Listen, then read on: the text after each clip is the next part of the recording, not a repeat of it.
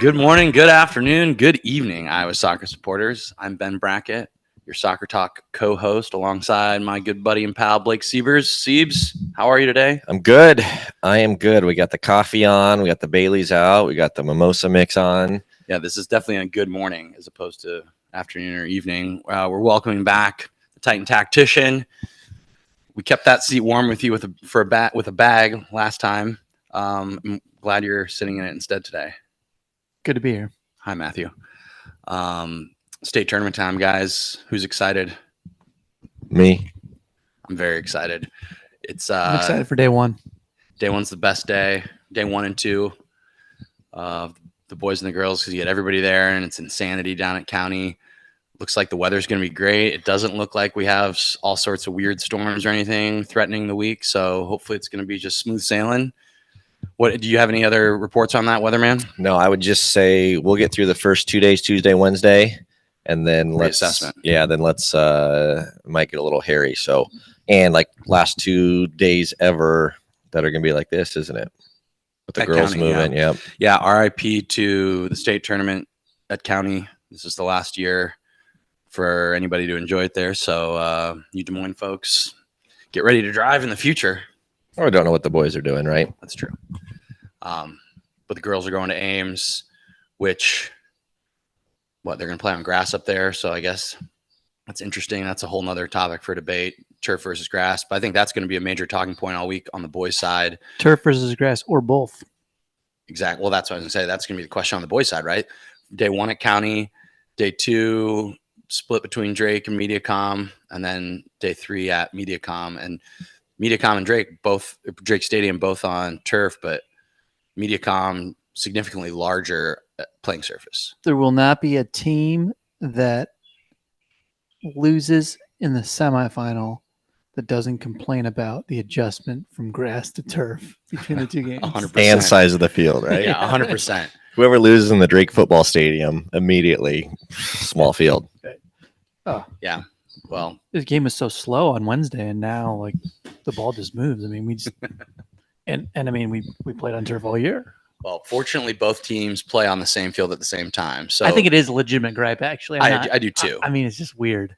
I don't necessarily know what the solution is at this point, right? But well, not for this year, but the solution would be just to make it consistent. True. We can whiteboard that sometime. But in the meantime, let's real quick plug the YouTube channel. Oh yeah, let's do it. We'll show the brackets here, and then plug the golf outing. We got our big 7th annual golf. We haven't talked about it yet. Well done, Siebes. Yeah. June We're gonna celebrate the end of the state tournament with a little golf outing the following Friday, June 7th at Willow Creek. It should be a great time. It's fun. The weather is going to be great, and we've had a pretty decent amount of signups, but we've definitely got room for more. The folks that are going to be there, we know are all stars, though. So should we? While you get this bench, we should just start. We're going to start with a little 1A girls state preview action. Is that what we should do? That is exactly what we should do. As always, interesting. The 1A, 2A, 3A versus the 1A, 2A, 3A, 4A on the boys' side. 3 classes. I kind of like it. It's a little bit more competitive. Yeah, I think there's actually a pretty interesting couple storylines on the girls' side. So if you, I don't know if you're looking at the screen, here's the rankings, the final rankings for the 1A girls, and you notice Gilbert number 2, and then you go to the state brackets, and they actually got upset by Dyke New Hartford. And you also look at Des Moines Christian, ranked number 3, also not in the state bracket. Yeah, they got upset by St. Albert, who was ranked number 11th. Ooh.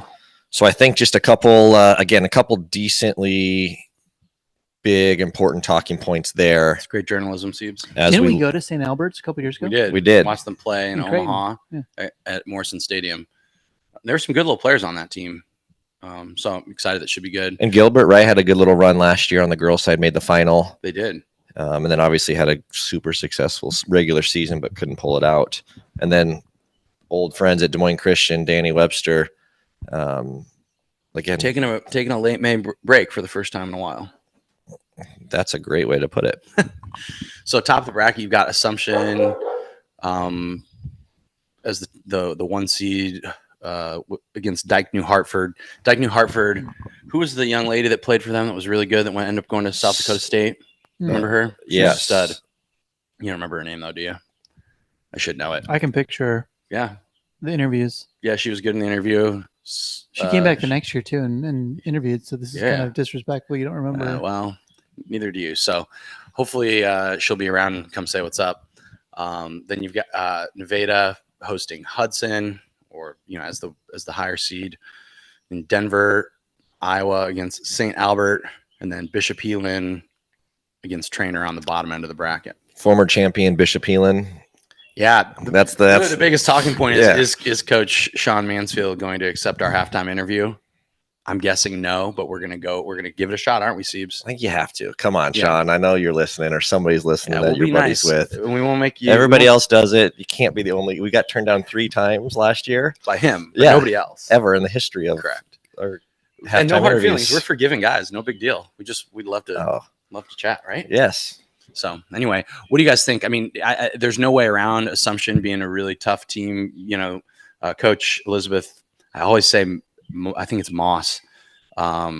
She's like probably like the winningest coach player in the history of the game, in high school soccer at least. So I expect them to be really tough to beat. Who else do you guys have your eyes on? Who's Assumption's only loss of the season? As I look at that, like everyone's got at least 2 losses except for Assumption. Well, Matt, that's actually a pretty interesting question. It is an interesting question. They lost to Pleasant Valley, so big school. They lost 2-0. Pleasant Valley's in 3A. 3A for the state tournament. And they made, yep. So Pleasant Valley girls made it? Yes. They did, yeah. So that to me, so if you look at them, they've only got 1 loss of the season, and their strength of schedule is obviously pretty strong, good too. I mean, they're playing, and there's you got a 1A team playing 3A. Yeah, they're always. I mean, they're going to win it. That's my prediction. Yeah, I think we can all agree on that. But I would also challenge all of those other 7 teams to prove us wrong. Yeah, I think it's a 1 versus 2 matchup in the final, and I think Assumption comes out on top. Fair enough. Let's move on to 2A there, Blake. And you really should check out our the pod, because it's fun to see the brackets going up on the screen, I think it helps you get an idea what we're talking about. But of course, if you're an old school pod person, just like to listen to us, we understand that as well. Yeah, I think the talking point here for 2A, again, you kind of pull up the rankings up here, and Lewis Central, who was ranked 13th at the end of the season, upsets the number 2 seed Norwalk 2-1. Interesting. And this is a little foreshadowing from the boys' side, but Lewis Central ranked 13th, and they're 9-8 at the end of the season. They find a way into the state tournament, and their boys' squad was undefeated. Norwalk, you mean? I thought we were talking about Lewis Central there. Their Lewis Central boys were undefeated. You had just mentioned. You meant Norwalk. Okay. The Norwalk boys didn't have a great record. Yeah. No, I was talking about the Lewis Central girls didn't have a great record. They were 9-8. Got it. And Sorry, I'm Ben. just saying, funny. I thought I was like losing my mind there. And the boys 16-0 or whatever, and then they got knocked out. I wonder what that's like at school there. I bet you the boys and girls are kind of chirping back and forth each other. Anyway, sorry. But Norwalk too. Yeah, gotta mention Norwalk, Kralik, and who's the girls coach there? I don't even know, Blake. Oh, we're putting him on the spot. I don't know that. Sorry. I've seen him on like social media, but the name doesn't pop in my head. That's fair. So you've got North Polk and Lewis Central on the girls' side at the top of the bracket. North Polk 17-1, the 1 seed. Below there, you've got Pella and Iowa City Liberty, the 4-5 seed. Looks like a pretty even matchup. Then you've got Waverly Shell Rock, sort of a perennial 2A powerhouse, hosting as the 2 seed against the 7 seed North Scott. And then on the bottom end of the bracket, you've got Dallas Center Grimes hosting Xavier from Cedar Rapids, the Saints. So without knowing much about any of the teams except for Dallas Center Grimes, because we watched them play so much last year, I think that DCG finds a way maybe to get to the final. So I'm curious, who are DCG's 3 losses, Blake? So I actually just had that. So obviously they played a pretty big school predominant schedule, right? So they lost. So, I mean, who did they lose to? They lost to Joaquin Northwest early in the season. But then you want to talk about strength of schedule.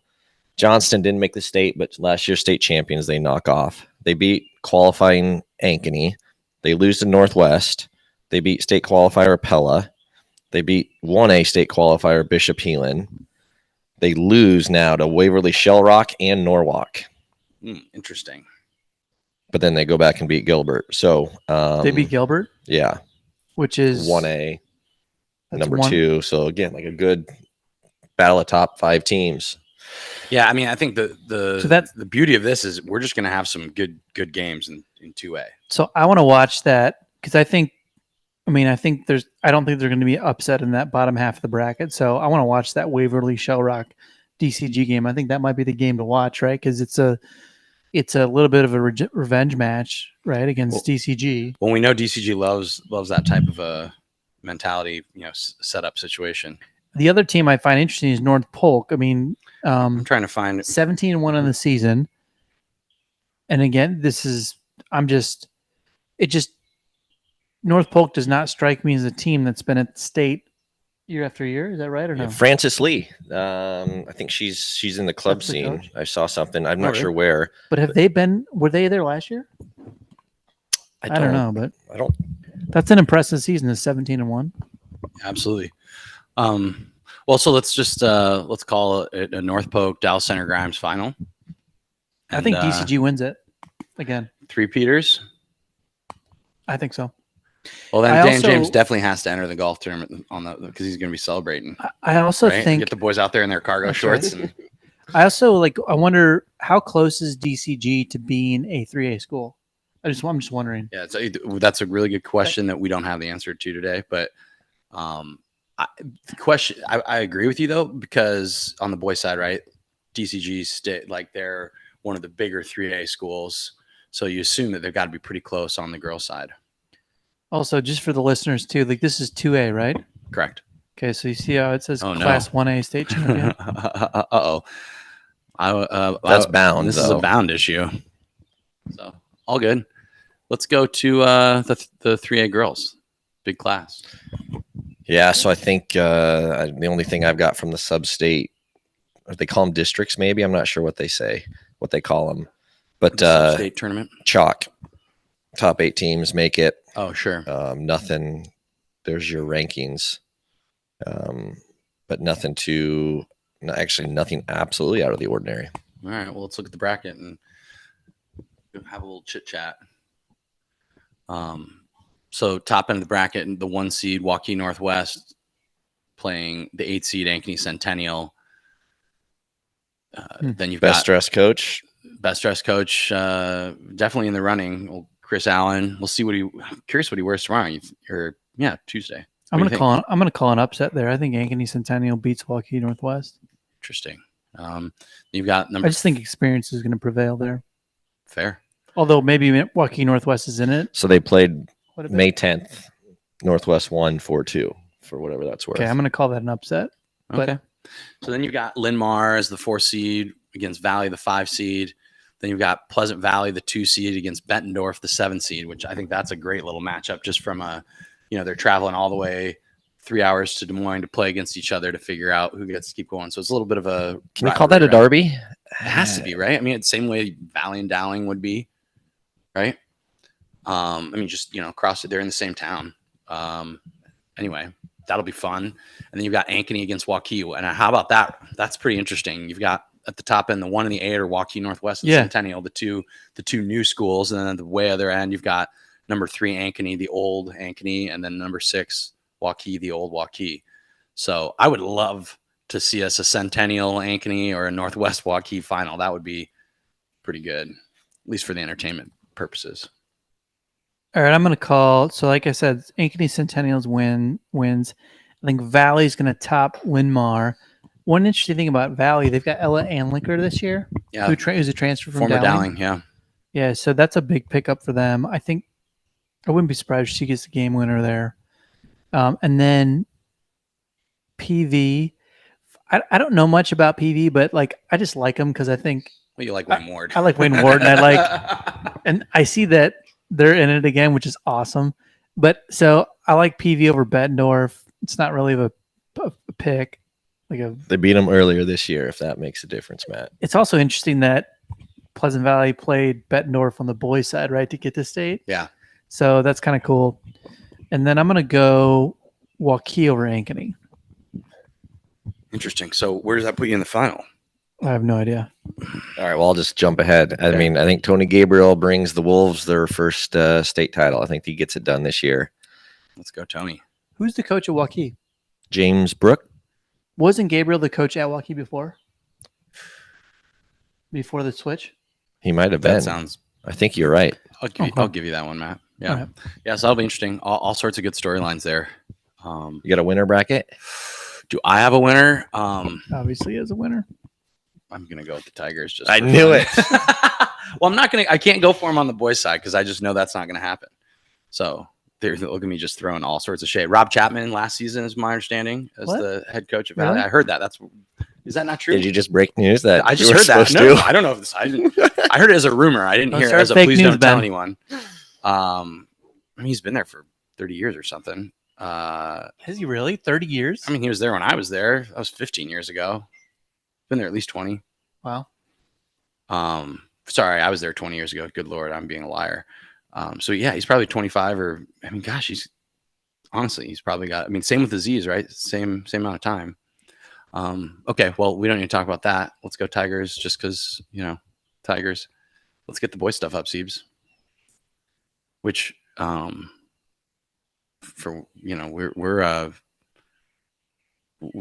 whether we're boys too, so we sort of are a little tied into more with these coaches and all this kind of stuff. So we've been covering the boys tournament for a little bit longer. So interesting matchups, and it's funny because some of these teams they just keep coming, right? And so you get to know them a little bit, and I don't know, it'll be fun to hassle some of them. I think they'll be surprised that we're still around. Yeah, I think. Do we? I mean, here's the question. We didn't discuss this in our pre-pod meeting, but Weird. Chronologically, 3A boys start the day on Wednesday at 10 a.m. Oh, wow.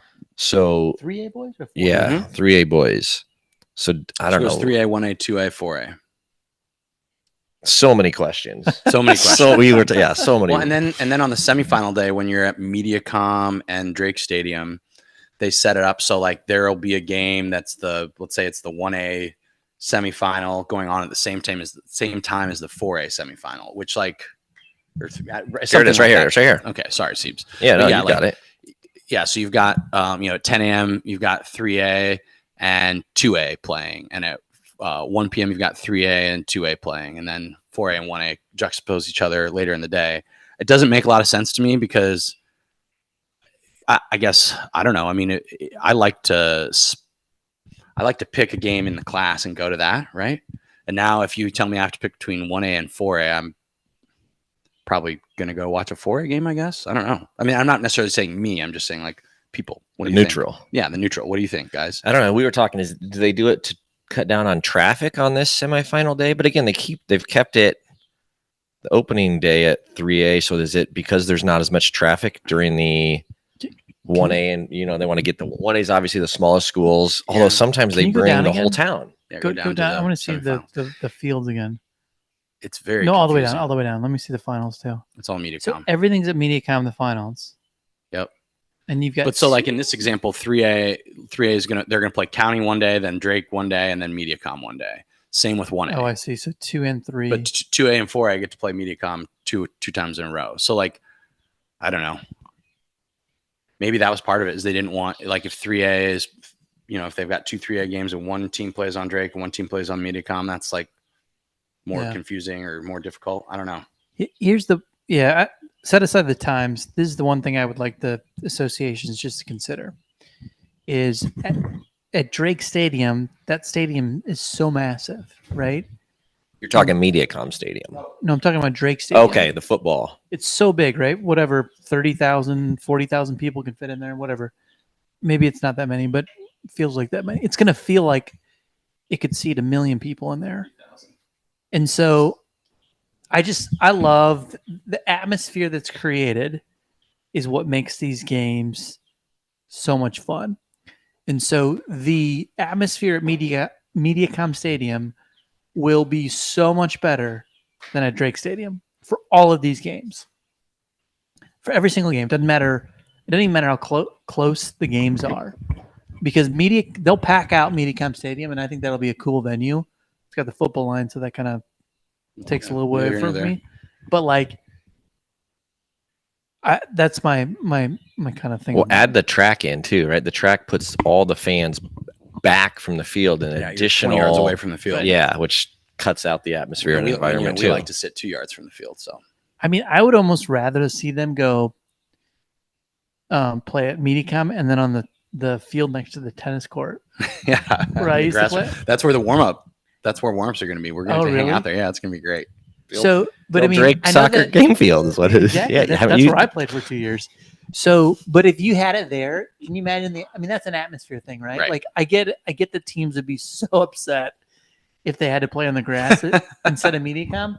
But can you imagine how cool that would be? I mean, you could sit at MediaCom and look down over that field then and see what's going on.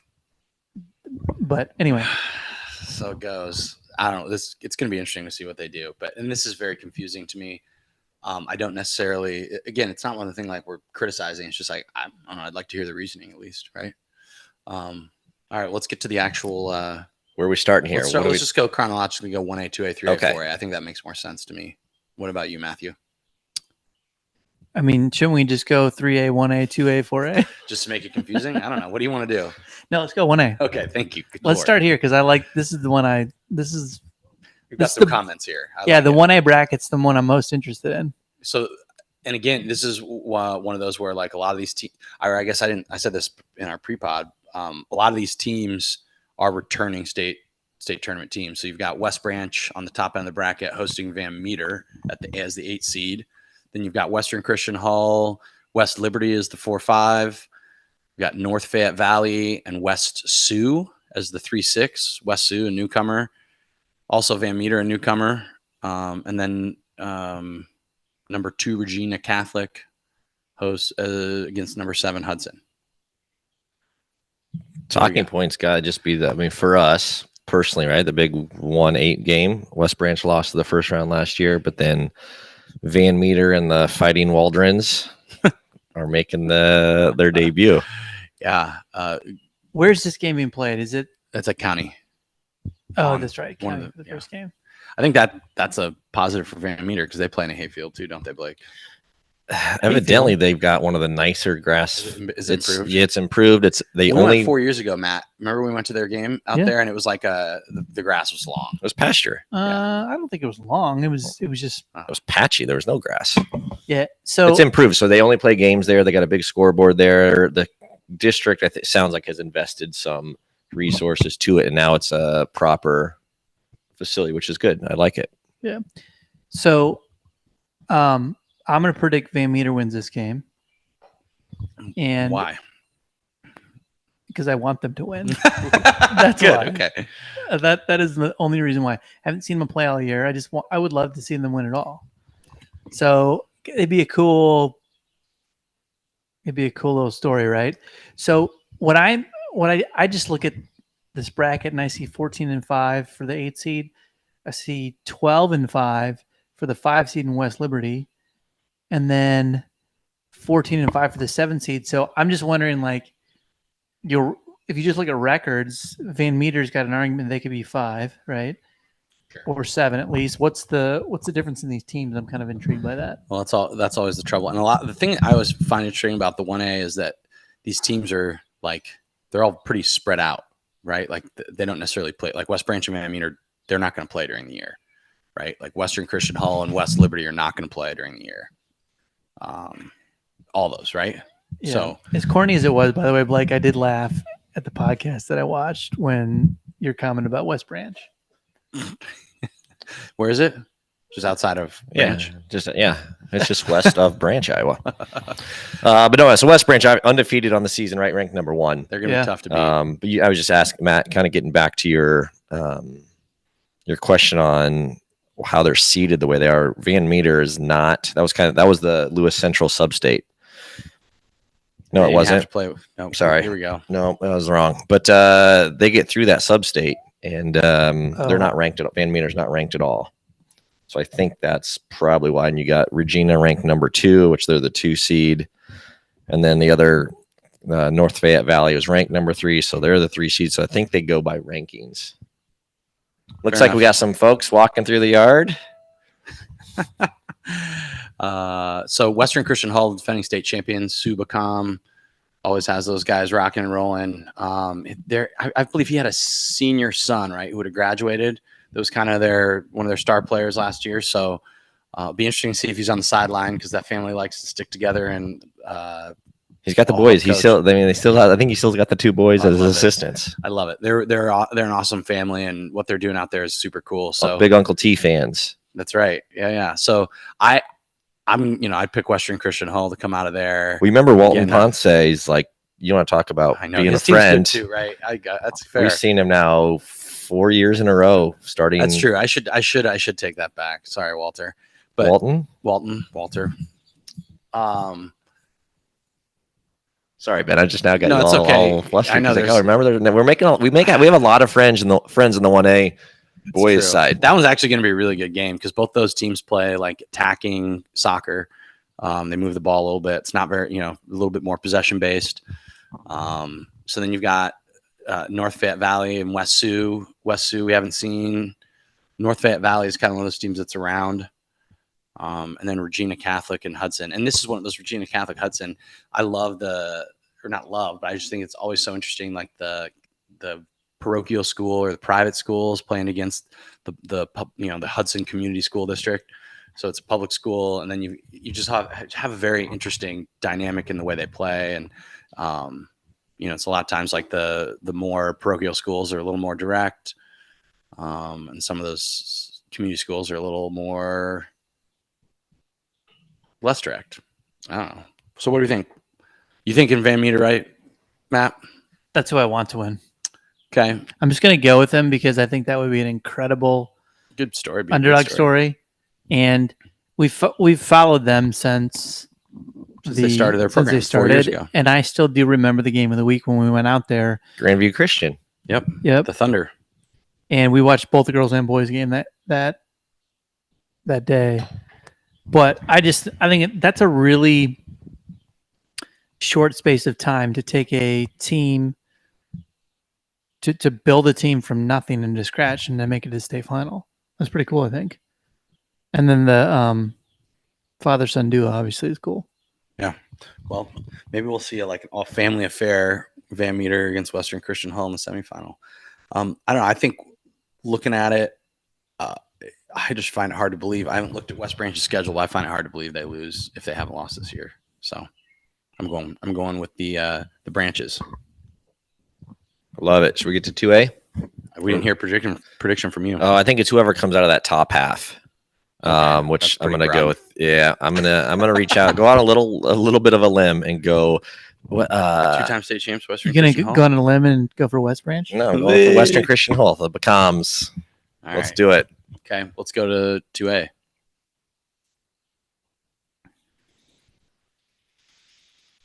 So this is the team that the Register called potentially the best team in the state. Gilbert, 17-0, the 1 seed, the top of the bracket.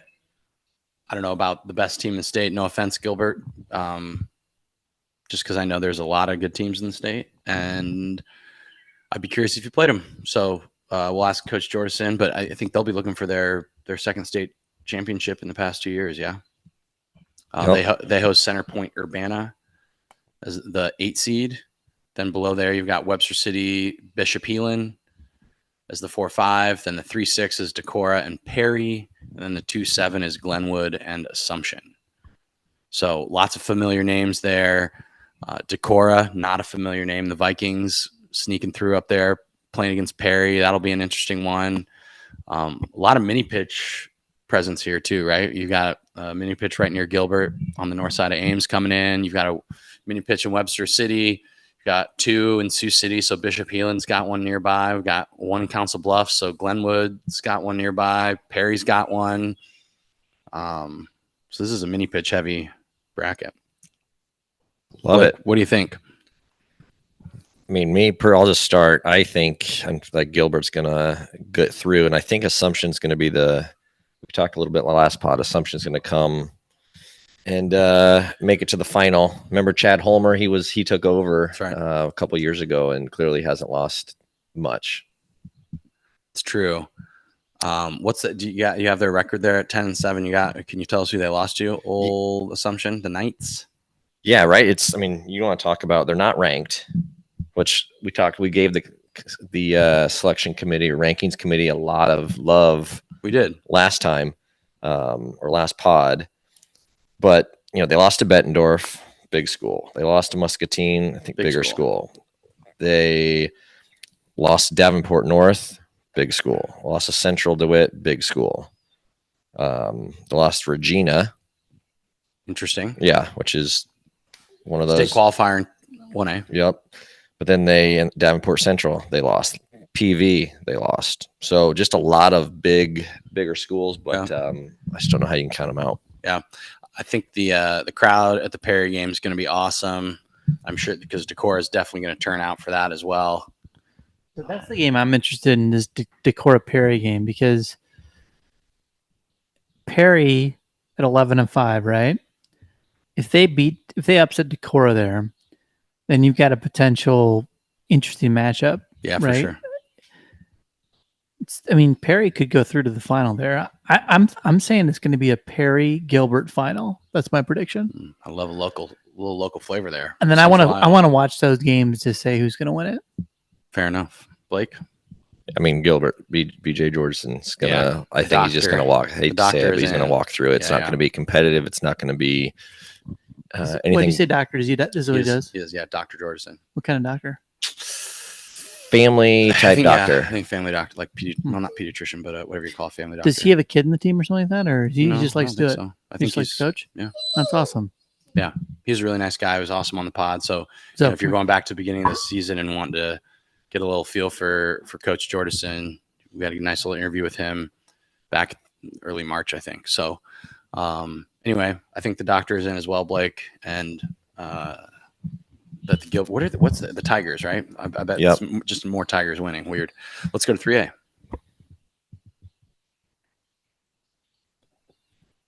Now you want to talk a little bit of local flavor. This is the thing. I just get so excited, like as we get higher and higher in the boys brackets, because there's going to be so many good games. Absolutely. So top of the bracket locally, you got Des Moines Hoover, the number 1 seed, the Huskies against state tournament newcomer, the Indianola Indians. Heath Weeks down there working a miracle. He's got them in the tournament at 6-13, which I feel like that has to be incorrect. It has to be 13-6. I think what you're correct about is that's a miracle. Wow. That's they are. They've got the losing record. Okay. Like a massive. I'm sort of teasing. Is that the worst record in the history of I don't know. State performance? I love it though, because my whole thing with the state tournament is like it doesn't matter unless you win those last. So So does that mean going to the sub-state they were like 3-13 and they won 3 games to get to 6-13? I mean, yeah, but again, like you want to talk about like a schedule though. They played a ton of. I'm not big at all schools. criticizing them. I'm just like, what an amazing story to get them there. They were our first game of the week. It was Southeast Polk versus Indianola. Yeah. Let's go, Weeksy. So he did. So no, I want to know the answer to that question though. Were they 3-13? They were 4 because they only won 2 games. They beat Bondurant Farrar. That's amazing. And then Lewis Central goes down, and they end up at home hosting, and beat Sioux City West 2-1. Incredible. That is unbelievable. Also, check out Goal of the Week if you guys haven't. Like, I'm talking to you listeners, because the Indianola Goal of the Week is top class. Did it make it? What do you? I don't know. I mean, it was winning. We'll find out later today. Oh, so it made the. Yeah. Okay. It was a really nice free kick. Like, really nice. Really, really, really, really nice. So anyway, check that out on our social media. Instagram, we're at KIF Soccer. Unfortunately, I think Hoover's going to roll in that game, right? But Indianola does have a little bit of a bonus to their side because they're playing on grass. It's going to slow Hoover down. I wouldn't want to play Hoover on the turf. That would be less fun. So then you've got Norwalk And Marion is the 4-5. That's going to be an interesting one. Then you've got Xavier and Cedar Rapids, Washington as the 3-6, and then Dallas Center Grimes and Storm Lake as the 2-7. And again, mini pitch at Hoover, mini pitch in Marion, and a mini pitch in Storm Lake. No big deal. So Storm Lake, I remember them a couple of years ago. They bring the fans. Absolutely. And also, just shout out to Storm Lake in general. Chautauqua Park, being right there on the lake. That place is sweet. More people should go up and check that place out. So I think that could be like the 12th man, right? In that Storm Lake game. Yeah, but DCG, though. So I honestly think it ends up Hoover and DCG in the final, and that's going to be a really fun game. That's what I think. And don't forget, Storm Lake is 7-7. They've got only one more game win than Indianola. they have 6 less. So they were 5-7 before state. My. Yeah, and then Xavier every year is they're always going to be a tough team. That'll be an interesting one. Xavier against Cedar Rapids, Washington, because you got the Cedar Rapids private school against the Cedar Rapids public school. All sorts of action there, and then you've got a team like Norwalk with Coach Kralik. They're perennially there. I don't know. What do you think, Blake? I gave you my prediction. I think DCG Hoover. I think DCG edges it. I'm going to say for a neutral, it's not going to be any enticing or any excitement until the final. I think Colin Lane will win it. Although Hoover's got to love the game being played at MediaCom. They're kind of pseudo home. It's massive. Those boys can run. They're rapid. But I think that is pretty cool if they have the potential to play at home for their. Yeah.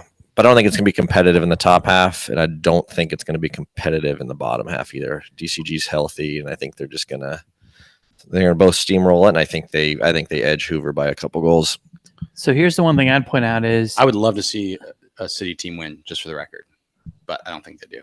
One of Norwalk's wins was Ankeny Centennial this year, who I know bowed out early, but that's a huge win. That's a solid win. So that shows they can beat, 4A schools.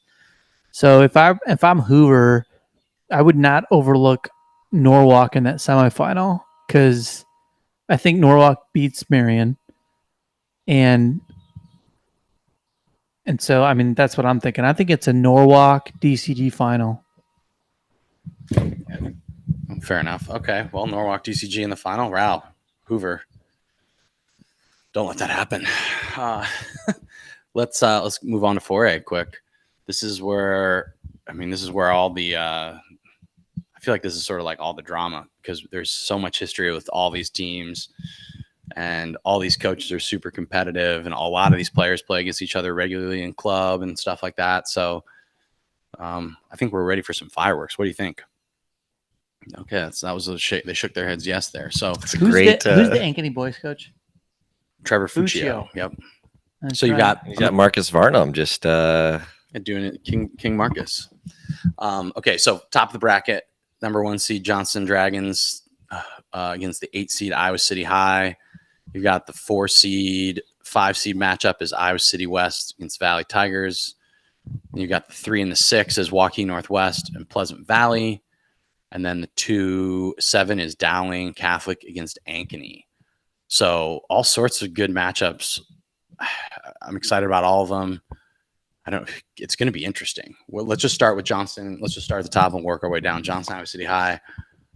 I hate to say this, Frizzell, you better get the boys ready, but I could see every first round game being a higher seed beating the lower seed. I agree. I would not be surprised if that happened. Which I don't know if it's a testament to the equality or the what. But go ahead, Matt. I love the potential of an all Iowa City semifinal. That would be awesome. That would be interesting. No, I think awesome, West. Ben. I think West beat High earlier in the year. They did 4-1. Interesting. Okay. Well, I still think Johnston's going to be hard to beat. I agree with you. Johnston's going to need to be ready, but I think Johnston rolls in the first round. I'm sorry, Aziz and Dreyer and my Valley Tigers. Iowa City West is good, and we saw them play in the winter, and we've seen them a little bit during the year. I think they're going to be, and they've just got the experience. And Coach Styles, I think, just like he's always got his team organized. So I don't know. I sort of think Iowa City West goes through there unless Preston Knipsu can just like bully them all over the place. What do you think? He's got the ability to. I think the only two Yeah, absolutely losses on the does. season there, I mean, talk about a terror. Valley has won something like 14, 15, maybe even 16 in a row. So I'm they just are poking the bear. flying. Let's see if I can poke the Tigers to beating the Trojans. What do you think, Matt? It's just really interesting. I mean, I think those two Iowa City teams are going to both play so differently than Johnston and Valley, right? So like That's true. Johnston and Valley, like to me, are the same team, They're very similar, yeah. right? And so it's just like this athletic bout of like, I mean, good Pretty players. direct soccer, though. They're going to play direct, but like it's just going to be. I mean, we saw it, right? We talked about it, I think, in a couple of pods ago. So it's going to be that that quarterfinal matchup between both of those games is going to be so much different than the semifinal if you get two Iowa City teams to go through. So I think that's really interesting. I'm really excited about the coaching matchup on the 3-6. So that's where I was going next. You know, if Pleasant Valley wins that game, it's going to be 1-0 or 2-1. Yeah, for sure. Right. And or shootout 0-0. Yeah, for sure. Two really well coached teams, though, right? Like Carlos has his boys, always organized, playing good soccer. And Waukee Northwest also has not been back for a little bit, right? It's been at least a year. They missed last year. Yeah, and then the prior year they had that whole dilemma about the ineligible player and stuff like that. So, and then I think before that, then didn't Carlos tick off 3 in a row or whatever it was? Something like that. So maybe they're due a little bit. So Dowling's also interesting because they're missing, arguably one of their best players. I don't know how everyone feels about that. I think I haven't seen them play without Mendez yet, but I'm interested to see them play without him. In my opinion, I think there's probably a player that could step up and make them just as tough. So I think Dowling wins that game against Ankeny. I think I'm going to take Pleasant Valley over Waukee Northwest. I'm going to take Iowa City West over Valley. And I think the Drags go out early as well. Weird that you would go against the Drags. And if the Drags don't go out in the quarterfinal, they'll definitely go out in the semifinal. I can't wait for them to come calling for you again, Matthew. I'm going to go with I honestly think we see a rematch of the final. We see Johnson, Iowa City West in the semifinal. And I'd like to think that Dowling gets the final. Maybe they play Iowa City West. That'd be a fun one. I think Iowa City West maybe gets the edge there, though. I don't know. After seeing Iowa City West the past couple of years, I just think they're really good. So I just think if everybody was healthy, it's a different story. Johnson's not 100% healthy. Dowling's not 100% healthy. Yeah. So because those guys are not healthy, they're going to make it both to the final. And Jimbo's going to repeat. And I hope he can figure out a way to get those kids on the field and just see what happens. Here's the real question for Johnson, though. So has Frizzell coached the game in the last 3? He might be a little rusty. Well, I'm not talking about rusty, but isn't that? I mean, there's somebody somewhere saying, well, maybe Stork should coach the team. Oh, sure. And so now Frizzell's got a real challenge ahead of himself, right? He's got to win the whole thing. Otherwise, people are going to say, well, you should have just let Stork do it. I don't know. Maybe Jimmy should just do crowd control on the sideline instead of. Those conversations might have already been happening, Matt. They're asking who's going to coach the first game, and I think a couple of people have asked for Stork. I don't doubt it. Wow. I don't doubt it. That's how quickly things can change, right? Oh, gosh, I'm not even going to touch that one. All the best to all the teams. I think that we're in for a lovely week of soccer. Can be interesting. We'll have some talking points. The plan is at the end of the day to do a quick recap of all the games. So keep your eyes peeled for late night posts or early morning posts. Us talking through what we've seen. We'll probably have some guests as well. We're expecting to see old Dan Rothert and Damian Corriere. Who else do we have potentially coming out, Blake? There's a lot of potentials. If these guys commit to something, we'd have it nailed down. We know Dan and Damo are good for it, so we'll be fun to see them and have some chit chats. Stay tuned because we're working out, especially on the semifinals for the boys, being 2 different locations. We're going to keep you posted on where we will be. I think we've got it sorted, but we can't release all the details at this point. That's right. All right. Well, stay tuned. Best of luck to all the squads in there. Last little bit of preparation, and let's have a nice state tournament. Talk to y'all soon.